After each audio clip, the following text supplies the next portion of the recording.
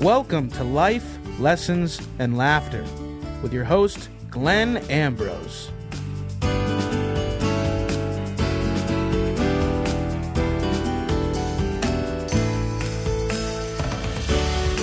Hey everybody, welcome to the show. So here we are checking in on ourselves to check in on ourselves on the podcast.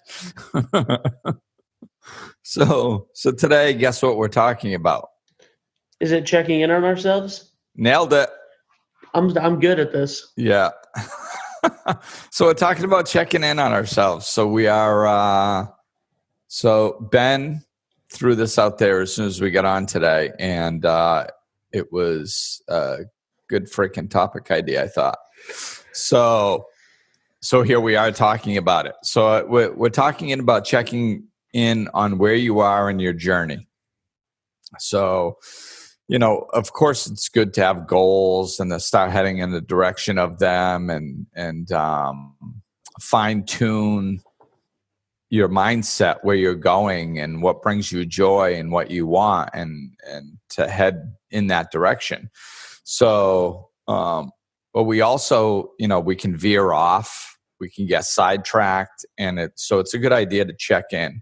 It's kind of reassessing where you are, you know, because we grow through our journey. So as we're growing, you know, we change, our perspective changes, the circumstances around us changes, our life changes, our business changes, our relationships change. So they're all affected by our growth and the action that we take. So it's important to stop every once in a while and kind of reassess where you are. You know, one, to give yourself credit for where you've been and all the work that you've done. I mean, that's a huge part of it. You know, we walk many miles and, you know, pretend intellectually that we've taken one step. And, you know, we sweep away our progress very easily. We don't pay attention to it, you know. So it's important to see all the progress that you've made in any area of life, and then to see where you are and see if you're still heading on that path that you want to be going on. So it's, you know, and I did this. I've done it a lot of times, actually, but like specifically with my business.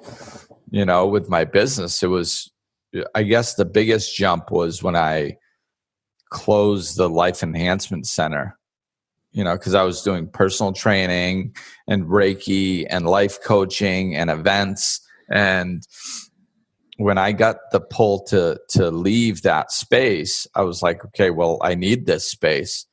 It's, you know, it does half my streams of revenue here, you know, like, so I really had to look and see, oh, okay, well, where have I come? And I knew that I was cutting back on personal training and doing more life coaching. But until I stopped and looked, I didn't see how dramatically that had changed. You know, it was in the beginning, I think it was when I first opened, personal training was like 80% of my income, because that's what I had been doing. You know, by the time I closed my business, which was only 2 years later, I think, it was 20% of my income. So it was, you know, it had completely shifted, and I didn't know it had shifted that much. And I thought, you know, and those numbers aren't exactly right, because I was doing the events and stuff. Right. So I didn't come to exact numbers percentage wise. I just was like, okay, can I live without it? Yep. Okay, boy, it's a lot smaller than it was. And then same with the events. You know, I depended on the events for a certain period of time, but then I got to the point where I was like, well, you know, what if I just kept doing like the book club and the spiritual cinema? Then, you know, I could get a little bit of income coming in each month, but I wouldn't do all the other random events that I had going on. And I was kind of surprised that was going to work as well. So I was able to let go of the events, which I didn't really enjoy planning the events anymore. In the beginning, it was exciting and I enjoyed it. By the time I closed off to it, I was just thinking, like, before this all started, I was thinking, I'm getting sick of, I was planning events and I was like, I don't like this. I'm getting sick of planning all these events. I'm not an event planner. I don't want to be an event planner. And I was just starting to get those thoughts. And then, like, within a couple of weeks, I started entertaining the possibility of moving out of that building. And I was like, okay, what about the events? I'm like, I was just thinking that I think I might want to cut back on events. You know, it's funny how it all coincides. Like, unconsciously, we're aware of stuff before we are consciously. You know? Yeah. So it all played in, and I was able to downsize dramatically to where, you know, I mean, I could do Reiki if I needed to. I still did that once or twice here or there. But I could downsize to a really small room and get rid of a whole business space, you know. And then again, when I moved down to Florida, I had to reassess again and be like, okay, should I not have an office space should I not pay for an extra office space? And it was like, yeah, I'm not really doing Reiki anymore. I'm not really seeing any in-person clients. And I'm not going to be doing the events in my home or a business space. So it's really, I don't need to. So assessing all that stuff, it's stopping and taking a look and really, it's the answers are right there a lot of times when you stop and assess. But like a half an hour before I assessed everything, the information wasn't different. But I was completely unaware of it, until I just started looking at it. Now, if somebody were to walk up to me a half an hour before and say, Glenn, do you know what's going on with your business? I'd be like, yeah, absolutely. I know what's going on. And I do. I mean, to some degree, you know what's going on, but until you slow down and really assess it and go, okay, let's look at it. What does this specifically and what does it mean? That's when you really learn, and we do that. This applies to all areas of our lives. How many times did I have you do a food log? Yeah. And you know how many people I had most people do food logs because I was amazed at how much information you would learn when you did one. And it's not because people think they know what they're eating. And for the most part, they do. On some conscious level, of course, they know what they're eating. But until you keep track of it and you bring some structure into it and really look at it, that's when you find, I didn't even realize this little aspect. I was overlooking that little aspect. And you don't notice that. When I was training, I had people who were amazingly detailed in their eating habits. And I would be like, okay, well, just get one of those apps and do a food log. It might be your sometimes there's carbohydrates hidden in certain foods that you're not even aware of. A little at a time, then it adds up and you're way over on your carbs or sugars or salt. And they're like, and I mean, I'm talking about people who were dieting to the level of professional bodybuilders. They weren't a professional bodybuilder, but they were dieting and they had been working out as specifically and almost as intensely as one. And they knew their stuff and they were just stuck. And I don't know. I don't know what I'm doing wrong, And then I had them keep that app and they're like, you were right. As soon as I did that, there was a little extra of this and that I wasn't aware of. And the app picked it right up and said that my percentages were off of my carbohydrates or my percentages were off on my salt intake or something. And as soon as I made that adjustment, within 4 days, everything shifted. It's stuff like that. I mean, people who are overly aware still need to assess and bring in some structure to really look closely and get it all in front of us. And it's the same. The other place I see it is finances. If you have no money, then you have no money. You know, no, I have more going out than I have coming in. Yeah. Put it on paper. Put it on paper. You always learn something when you put it on paper. When you put everything on paper, like you don't realize how much you spend on a coffee every day, monthly, until you add it up. Yeah. Or, you know, your cable bill. When you look and you're spending $200 on cable, you know, a month, it's just normal because that's what you pay, until you understand that, like, you could get life coaching for $300 a month, and that's what you really want. You know, you really want to invest in your life, but you're spending $200 a month on cable, which is unconscious noise, you know, and you can cut the cable and get it for $80 instead of $200 nowadays, you know, with high-speed internet. So it's all that, you know, this is all the different examples of, I guess I wanted to paint the big picture of, it's in all areas. It can be in our business. It can be in our finances. It can be in our food intake. It can be in our exercise routine. It can be in our relationships. It can be, you know, we stay stuck because, you know, sometimes we don't know where we are, and we're not appropriately walking towards where we want to go.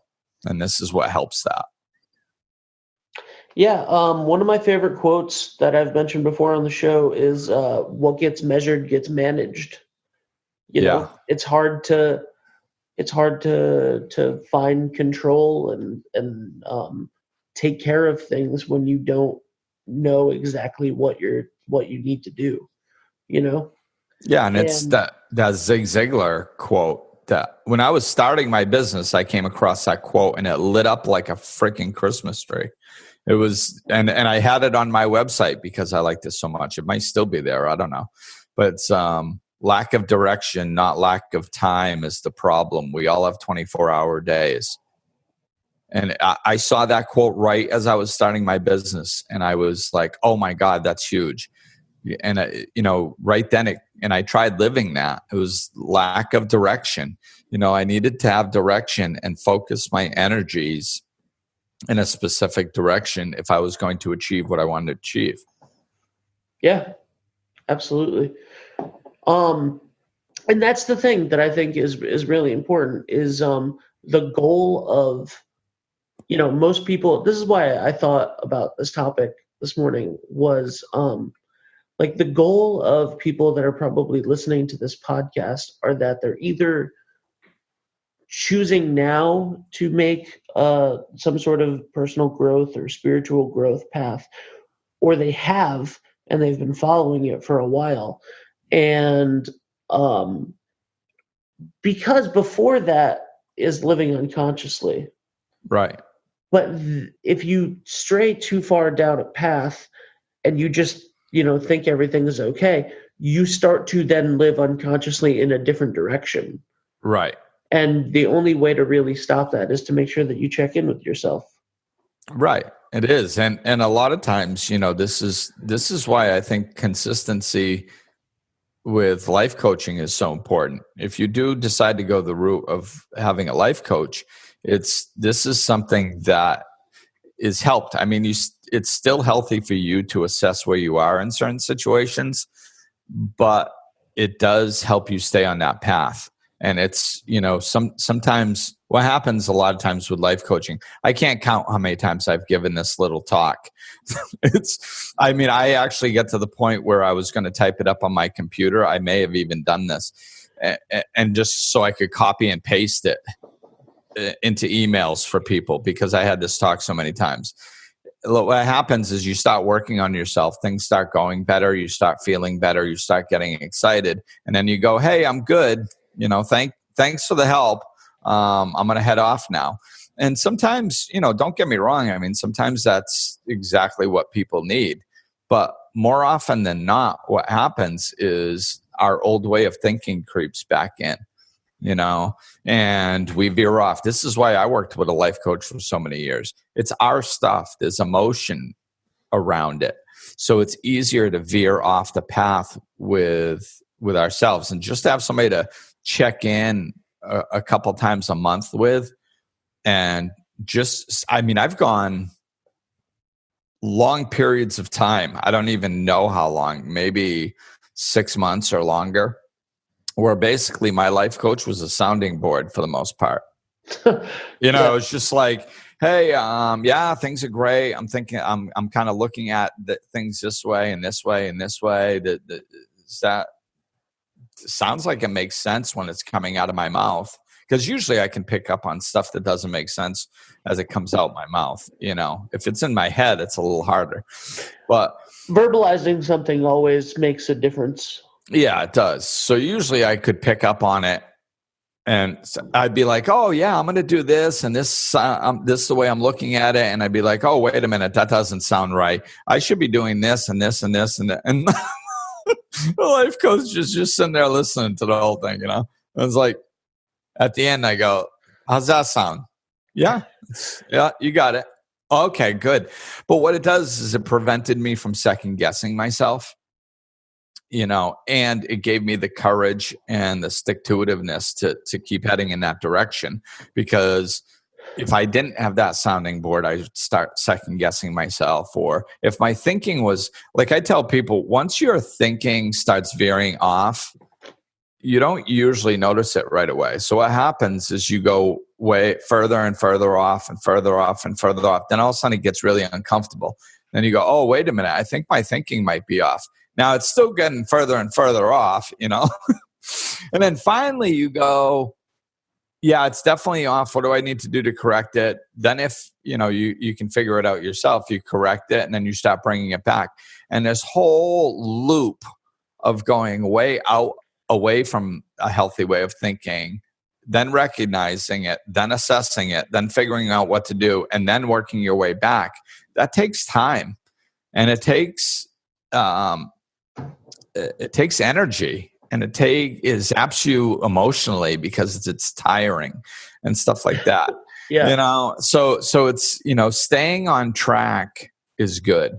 The more you can do that, and like I was saying, you can do that with a life coach. Of course, it dramatically helps that. But you can also do it whether you have a life coach or not by assessing yourself and, taking stock in where you are. But the only other thing I think I have to mention here, don't do it too often. You don't want to turn into the kids in the back seat going, are we there yet? Are we there yet? Are we there yet? That's a major problem. That's another thing that you have to be careful of. You do not want to lead in that direction. I've had that conversation almost as many times as I've had the other one I just mentioned. So it's like we can't nickel and dime ourselves to death and constantly, did I do it? Am I there yet? Just so like you could set time frames, and each person's different, and it depends on what your goal is and where you're headed. But, to take some, and bringing structure into that helps. Like set a time, set it on your calendar.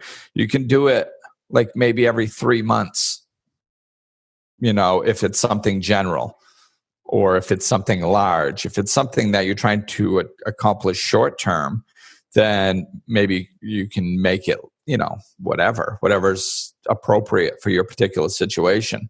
But if it's bigger long-term stuff, like general self-growth or long-term business stuff, I wouldn't really do it more than maybe every 3 months, because you'll drive yourself nuts. I think there's also there's also times, as you said, to just, if something's presenting itself to you, multiple times, then you should, try to learn how to pay attention to that. Like you said about, like, I'm not an event planner. Like, this is all of these things are like, these feelings keep coming at me. And, so it's not, having a set time, like you just said, is amazing, because you should check in regularly, but not too regularly. But then also, like, listen to yourself if you think that if you're telling yourself something, listen. Right. Yeah. If there's signs, then listen. And it's, I guess the regular check-ins are not a reason to sweep away paying attention to signs. So yes, absolutely pay attention to signs. I guess the regular check-ins are there in case you miss them. Because I mean, really, if we're looking, like if I'm talking about my entire business, I mean, that's big. That's long term. It could be, I don't know. It could be, when did I start it? It could be a 30, 40-year project. Who knows? I don't know how long I'm going to be doing this. But, something like that, if I miss something, an adjustment that needs to be made, and I pick it up 3 months later, let's say I miss it right after my last assessment, 2 days after my last assessment, I missed a sign. And then I pick up on it 3 months later, and then I acknowledge it, I make the adjustments, and then I continue moving forward. That's fine. That's completely fine. Like, we have to, I'm generally an action taker for the most part. And I go through my periods like everybody else of ups and downs and all that stuff. But as a general rule, I'm an action taker, and I have been for years. And so it's, for me, I look back and, like, if I don't slow down enough, I look back and I go, oh, I started this business years ago, and boy, it was in its infancy when it was in this stage. And then when I opened up the Life Enhancement Center, that was that was a lifetime ago, and then like I see these reminders on Facebook, or I start talking with somebody and I go, oh, I wonder how long ago that was. And I kind of, it almost forces me into an assessment, getting like, when was that? And I'm like, that was a year and a half ago. That's nothing. Like, like I closed the Life Enhancement Center 2.5 years ago, I think. Yeah. That's nothing. I was there. I was there. That was an entire lifetime I was in that place. I was only there like 2 years. That's nothing, and my brain does not see it that way at all. I feel like I've been doing this forever, and this was, and that I had that enhancement center forever, and it was just such a huge part of my life. And of course it was in certain aspects, but time-wise, it was 2 years. It's a drop in a bucket of my business. It's crazy. It's crazy. And I think I'm fairly aware, and it blows my mind when I look at stuff and really go, look at everything that's transpired over the last 4 or 5 years. It's nuts. That happens to me all the time. I was washing my hands the other day, and I was like, I don't remember being in this room for the first time. Like, this is just my house. Yeah. And it's only been it's only been my house for 2 years, but I'm like, I don't really remember the feeling of like this being new anymore. That's weird. It feels like it's just been forever. Yeah.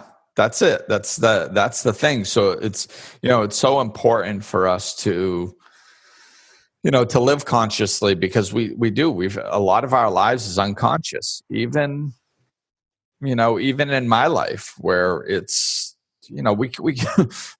we're exposed to, I always forget the numbers, but it's something like 35,000 bits of information a second.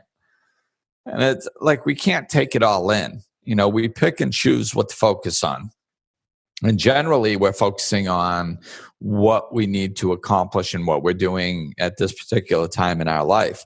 So to stop and assess and gain perspective in what we have accomplished and how far we've come, that's the other aspect that I want to touch on as far as the assessments is, of course, you want to make sure you're staying on track and you're heading there. And if your goal needs to be reshaped and revamped, then reshape it and revamp it. And that's all kind of to keep you going in the right direction in the future.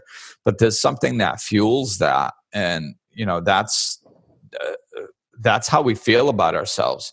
And we can't feel good about ourselves if we feel like we haven't come anywhere. We feel like crap because we're just like, oh, I'm just doing what I do. It's like what we're just talking about, like our recent past. We don't give it any credit or conscious focus. It's just, oh, that was history. That was so long ago. It's like, no, it wasn't that long ago. And look at how much we've accomplished in such a short period. If somebody said, oh, well, work hard for 5 years and you'll get here. Most people would do it if they could actually see where they're going to land, and this also might be an aspect of being an entrepreneur. I mean, when you've got your own business, you're working all kinds of weird hours and doing things, and it's not 9 to 5.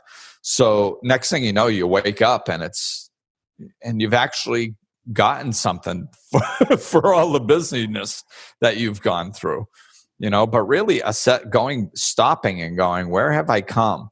Like in personal growth, I think the biggest, I see this in a lot of different ways, but I think the biggest way is really stopping and looking back on your life, like when you first started working with a life coach or when you first started your spiritual walk. Like, why did you start your spiritual walk? As a general rule, there's one reason: suffering. As a general rule, that's the only reason anybody starts deciding to change everything about themselves, is because they're suffering, and they're sick of it. They're sick and tired of being sick and tired, and they start finally doing the work. That's general. So go back to that time. How did I feel on a daily basis? How depleted was I? How hopeless was I? How drained was I? How overwhelmed was I? And don't wallow in it. Don't be careful. That's a doorway to misery. So don't dive through. But, just open it up and look and just go, oh my God, like I was pretty unhappy on a moment by moment basis. Now with the work that I've done, I walk through life pretty peaceful most of the time. And if I do get donkey kicked off my path by some circumstance that catches me off guard, it only, like most of those, I can get back on track within an hour. That's insane. These things that would dictate how I felt for days and weeks and months and sometimes years, I can reassess and transcend in a matter of hours now or days. That's profound transformation that we really have to see, because it's unconsciously our brain thinks that when we're on a spiritual walk, we're going to be like floating above a cushion for 24/7, and just nothing is ever going to hurt us, and we're going to float around the globe touching people with our magic finger, blessing them and bringing all love and eliminating suffering. It's like this is the unconscious picture that we have if we don't really look at it and get realistic about it. So subconsciously, we're kind of comparing ourselves to some ridiculous vision like that. And we never get there, and we wonder why, So to stop and assess and go, wait a minute, what's a realistic goal? It's to walk through life with peace and joy and happiness, and not be controlled and whacked around by our circumstances all the time. I'm kind of there.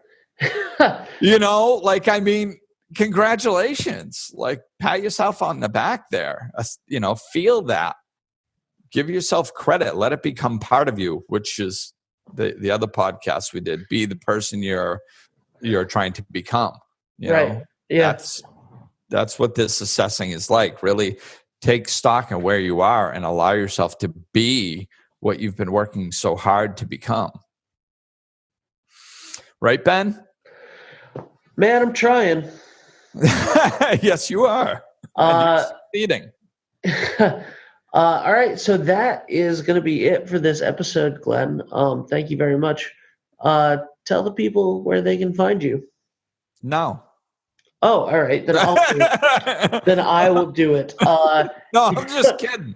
No, they can find me at glenambrose.com. Everything's there. Links to my vlogs, blogs, more podcasts, depending on where you listen to it. There's a lot of podcasts out there.